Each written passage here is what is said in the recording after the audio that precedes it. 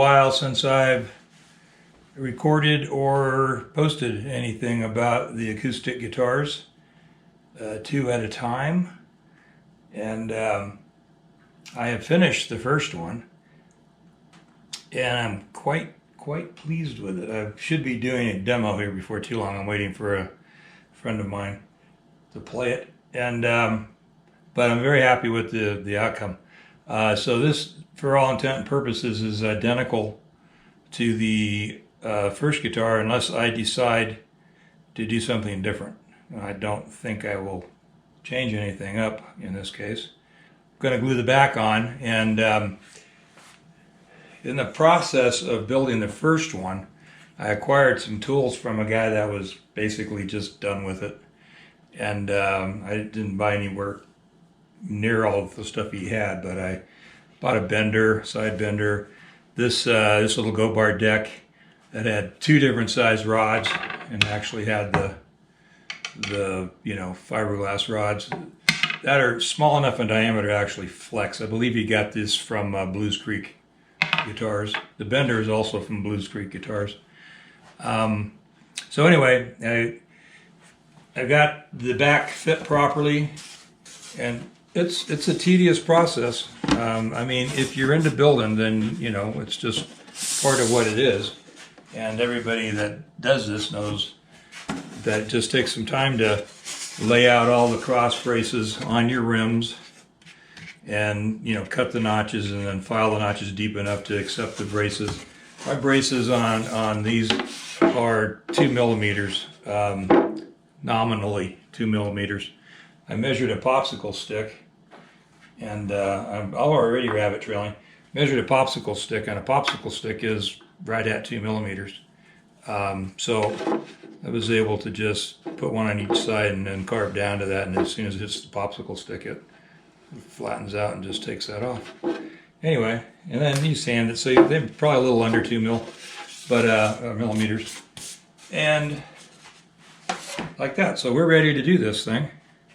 I'm using fish glue. I like fish glue. I pretty much started using fish glue for anything involved with guitars, period. If I was building a cabinet, I would just use Titebond. And I know a lot of people use Titebond, and I'm not here to say Titebond isn't what you want to use. I don't care what you use. I like fish glue. I like fish glue because it's got probably all of the properties of hot hide glue without the hassle. And I think that hot hide glue is a really good way to go with an acoustic guitar. Anything that's vintage, I was, when I do repairs, I use hot hide glue, but now I use fish glue because I think it's the same difference. At any rate, I never tried like the LMI, instrument maker's glue, and now LMI is gone, so that won't happen. You need enough, but you don't need so much that it's going to squeeze and dribble down the inside of the rims, or fill every crack in the kerf lining. Anyway, I don't know if you can see that upside down. It says back. So while I was flipping this thing over, a million times, putting things together, I just decided to label that so I didn't confuse myself. And it's probably a good thing. So anyway, I'll probably end up just using my finger to smooth all this out. And so the first move is to put your hand in front of the camera so that nobody actually sees what you're doing. Okay, here we go. So I could freehand this, but I don't know. I might make just as big a mess freehanding.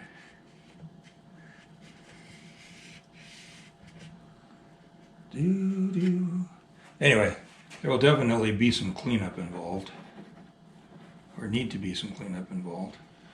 Problem is, the way I'm gluing this, I won't be able to flip it over until the glue's dry, and so I'll have to be chiseling any squeeze out off rather than wiping it off with a wet rag, which is usually preferred over chiseling. All right, so I've got a small bead going around everything. I'm just gonna Need a wet paper towel, which I should have done already. And now all I gotta do is find the water. Oh, there it is. I don't know if you can tell or not, but I cleaned my shop. I don't know if there's a wide enough pan on this for you to see that. Probably not, but you know what? There's not a bunch of debris everywhere, so that's a good indication.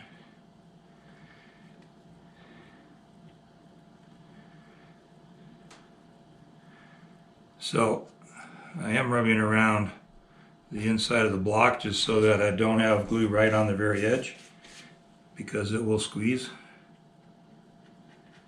in that direction.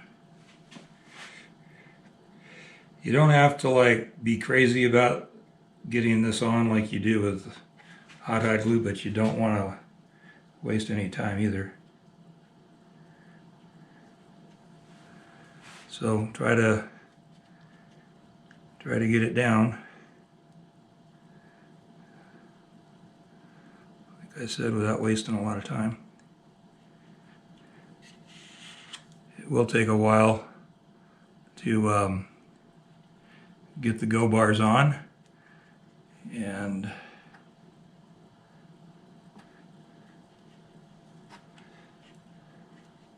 trying to make sure that the inside edge of the kerfing has glue on it.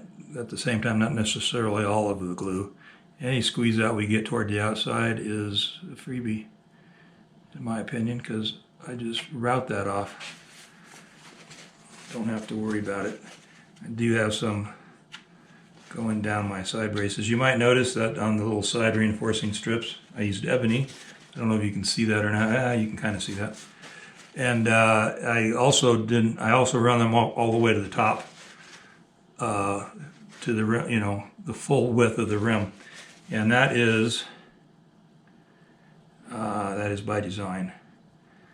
I have fixed a lot of guitars over the years that have cracked right at the rim, and even though they have reinforcement, that is where they choose to split, as if it creates a stress point.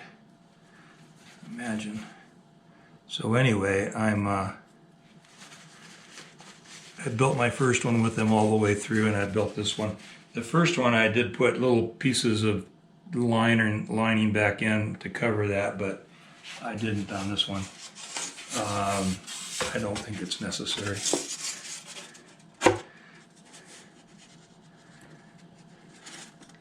So anyway,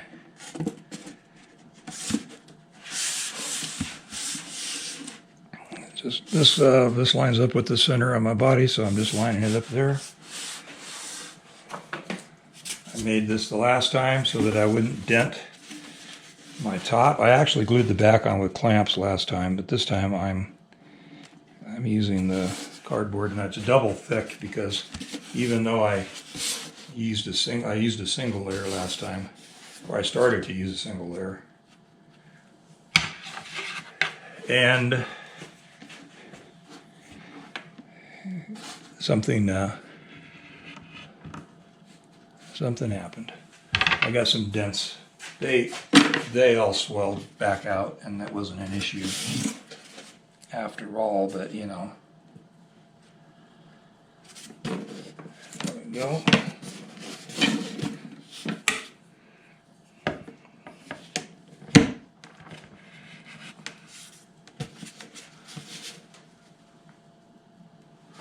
Steel wheels.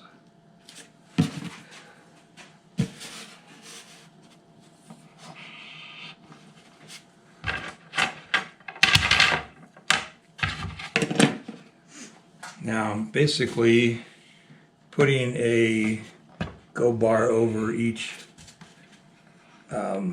brace.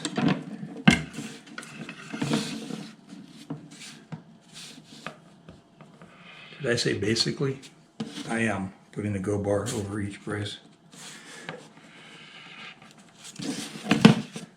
And just for the record, I leveled the top of the guitar to the top of the go bar, because this being the back, it's, you know, ramped downhill. So I put 3/4 inch block under this end, and then I slid some 1/2 inch blocks over here. And underneath the bevel on the bottom, and I slid those up until they're snug. So I have this side supported well enough. Okay, I need to keep moving.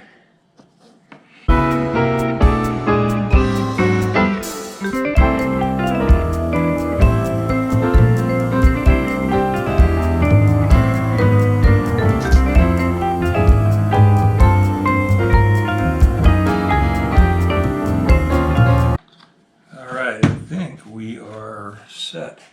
Now I will take a look around this thing as much as I can. It's hard to see on the neck end because it's close to the form, but it's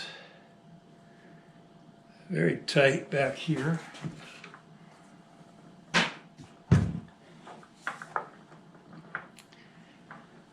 Looks really good around there.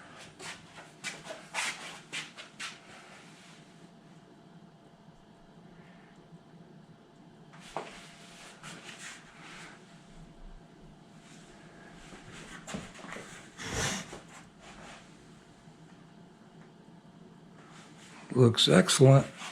All right, let me, I'm going to pull you off the stand here. Like I said, you can't see in there very good, but as you come around, it gets easier to see. And as you can see, and I'm trying to shoot it from an angle here, so it's pretty tight. And I'm not going to try to get around the other side because, like I said, camera's in the way over there, or the stand now. So from the top, or from outside here, you get an idea. There's 40 go bars on that. And that really is a lot simpler than trying to do this with spool clamps, which I have over here. I don't have enough to really do a full guitar, but they work okay for repairs. And my squeezy clamp holding area. Anyway, oh, and some up there. And my hibachi saw. Anyway, we'll call that good. And let you go. Thanks for watching. Do all that stuff you're supposed to do, like, you know, like and subscribe. And, you know, send money. Take care.